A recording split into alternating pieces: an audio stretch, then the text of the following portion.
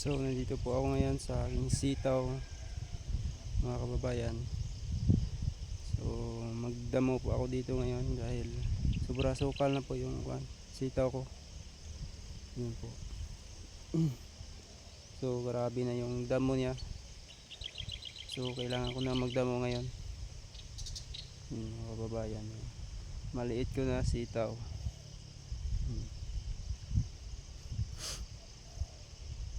Yun sa kabila na yan, mga kababayan, yun po yung taniman ko ng aking kamatis.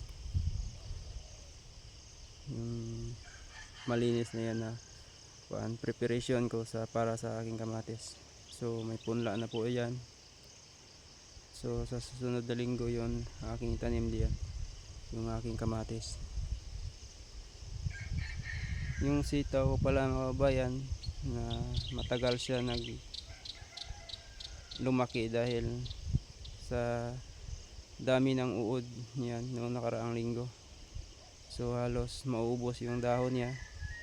So ang hirap na kontrolin yung uod dito sa amin dahil ang pangit ng panahon, sobrang init, tapos tagal na umulan. So mas dumami yung mga uod at saka yung mga insekto na mga maliit. So yung talong ko, mga kababayan, yung sa gilid nito, yung talong na yan, so matagal na po ito, mag 1 month na po ito.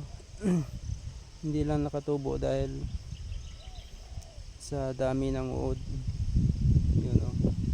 At saka ang init dito, mga kababayan, minsan lang umulan. Yung talong ko talagang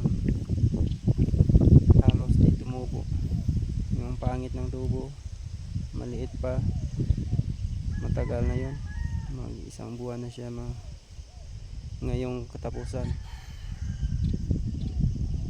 So yung sili ko sa gilid, so hinati-hati ko pala yung area dahil ito na lang yung area na ito na lang yung area natira pa sa akin, dahil yung sa baba wala na po dahil patapos na po yung renta namin doon. So ito na lang yung area ko na natira, hinati-hati ko na sa 4 na crops: sili, kamatis, at saka itong sitaw na ito.